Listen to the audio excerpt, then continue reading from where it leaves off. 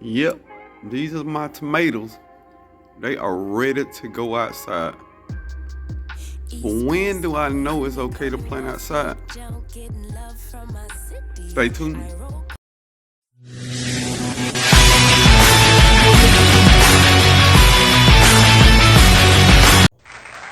What up, YouTube? BrokeFarmer back for another video on this beautiful day, y'all. Beautiful. And we're getting close to spring, and everybody wondering, when can I get my plants out there? When can I get my plants out there? So these would be 5 signs that it's time for you to get your plants in the ground, get everything. You got nothing else to worry about. It's just 5 signs now. Number 1, your last frost date. Your last frost date is an average of your area that when you usually have your last frost date. You usually don't have any more frost after that.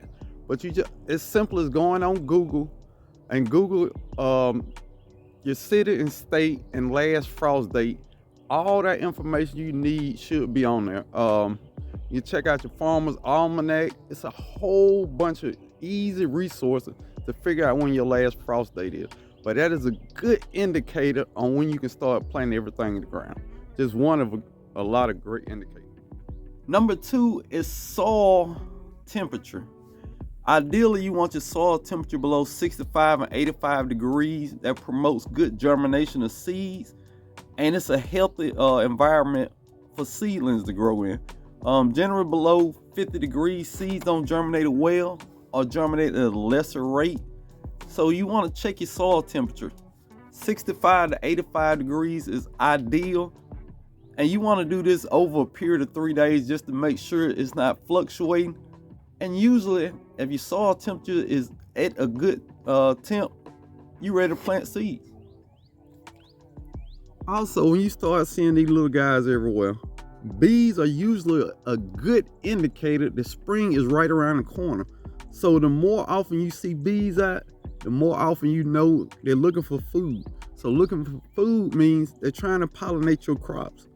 So once you start seeing a heavy amount of bees outside, it's almost a safe estimation to say it's about time for me to start putting some in the ground. All right, wild animals. Animals know when the seasons are changing. And once you start seeing birds, raccoons, deers, rabbits, you know, hey, they done hibernate, they looking for food. So if they're looking for food, it's time to grow. The last and probably the most important and easy way to know that it's time to start planting is your weather forecast. Your weather forecast. Now this is just what I do. You can do it however you want to do. But I go to 2 different weather apps. First thing I do is I figure out when my last frost date, which is March the 27th. So on March the 27th, I get a 14-day outlook.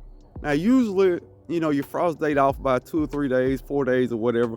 So it's got a few variables. But if you get a 14-day forecast and you don't have no lows below 50 degrees, you're ready. You are ready. But please, please, please get a 14-day outlook so you can get a broad picture of what's going on weather-wise in your area.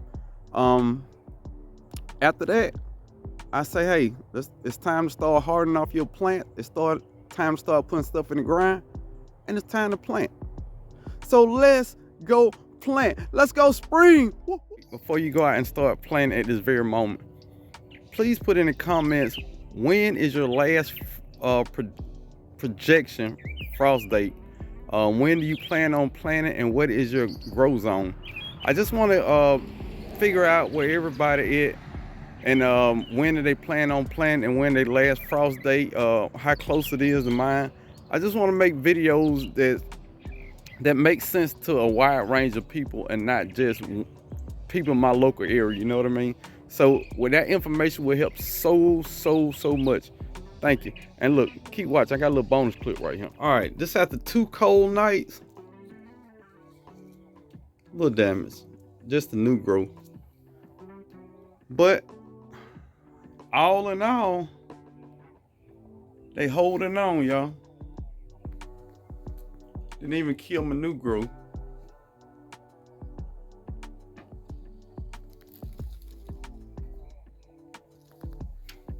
So we got 3 more cold nights, y'all, and then we off to the races of spring.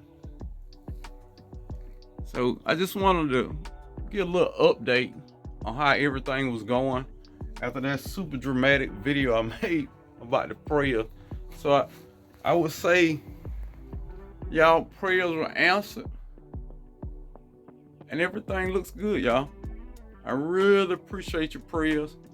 And even my bougie Pakistan mulberry back there doing all right. Just some cool things out in the garden, y'all.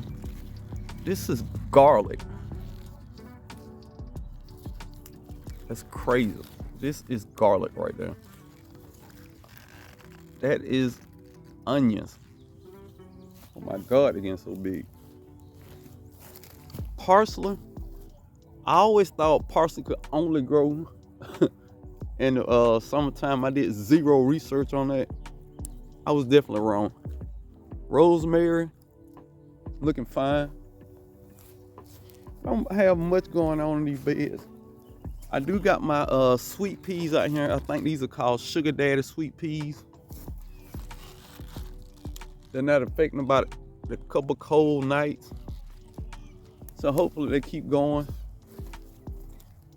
Look at these onions. Then I went ahead and I sowed carrots heavy.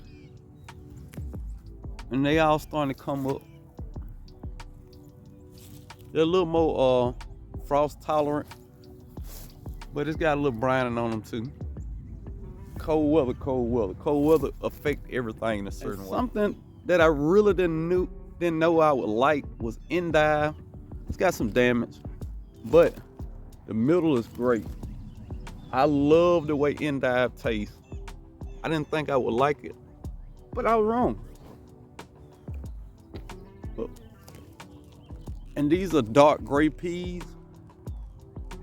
I might have to cover them up. We got one more night of 29 degrees, y'all.